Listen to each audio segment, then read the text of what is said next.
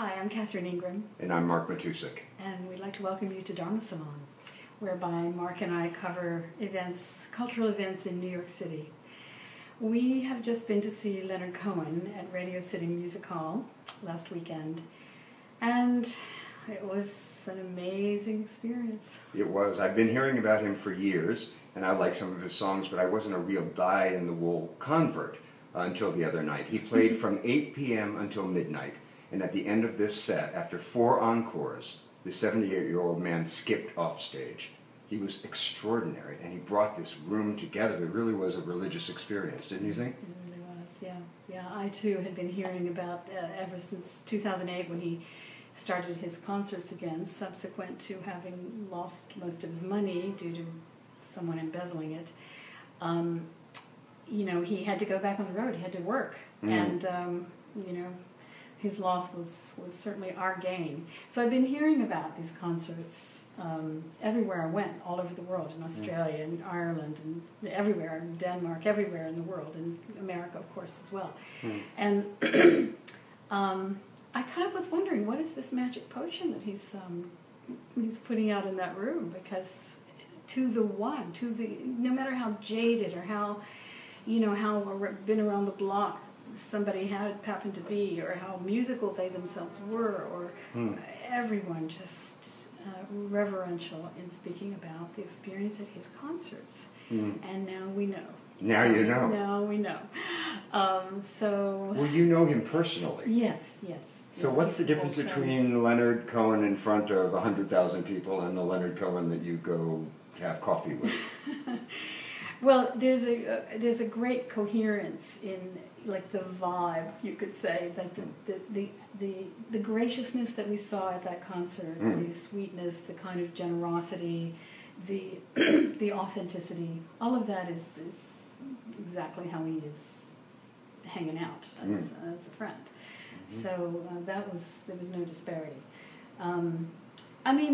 Of course, while I had been in his living room a few times with people playing music and him singing or playing on that, whatever that gizmo thing is that he plays on, I hadn't actually seen him in concert before, so this was really a new thing and very impressive. My goodness. I mean, the band.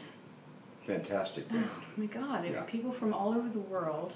And just, you have the sense, truly world-class musicians, extraordinary backup singers, beautiful women, and he creating this intimacy, and you just felt that you were in the presence of great art that is speaking great truth. Right. And because he lets the darkness in. Yeah. He's not afraid of the darkness. No, so he's got this lighthearted, almost frivolous side to him that's sort of raucous and a scoundrel. And he's also got this deeply contemplative side that comes from so many years of Zen practice, of being comfortable with talking about frailty and loss and death, and the dark side of human nature without being depressing. Or maudlin, or and there's something cathartic about hearing the truth like that, and having a delivery system that is so pleasant to experience, in fabulous music and fabulous poetic lyrics. And I love his voice, even though he makes fun of it now and again when he talks about being gifted with this golden voice. But I felt that he always has had, one of the delights in knowing him is that he can say things that, by any other measure might be hard to hear, but he says them, there's the power of the truth flowing through them, but also just a lightness that comes with it, a kind of willingness to look at whatever it is.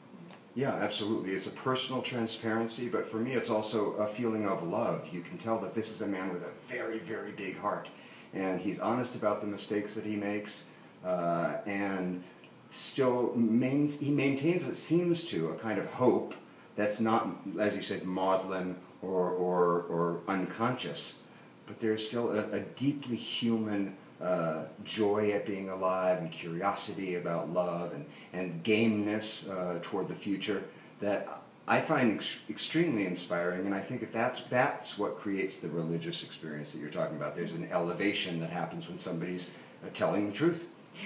Yeah. That's just simply it, isn't it? I mean, he is a truth teller, and he's delivering it in a very nice way. I mean, it's extremely, you and I have been we're drawn to the truth like, moths to fire, really. We're just, and usually that's the experience is you just get burned up. But in this case, it was like being in a nice ocean, Absolutely. resort. The guy who was sitting next to you actually made the night for me during when Leonard Cohen was singing Hallelujah.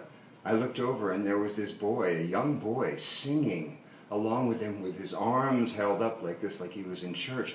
And we were just transfixed by this guy. And then what did he say to you after? So I asked him afterward, I said, where are you from and how old are you? Because he looked, I thought he was not American. And he said he was from Mexico. And he was 25 years old. And he said, and this is the most momentous night of my life. And then he added, right after that, and he said, even when I'm old and dying, this will still be the most momentous night of my life. Oh my God. I know. How moving is that? I think a lot of people have felt that. Yeah, well, I understand why now. I'm a huge Leonard Cohen fan, and I highly encourage you to walk, jump, fly, do whatever you have to do to see this man live, because it's a privilege. It is a privilege. Who knows how long we'll have him. Yeah, it is. Okay. Good. That's it. Welcome. Thanks for joining us, and we'll see you next time.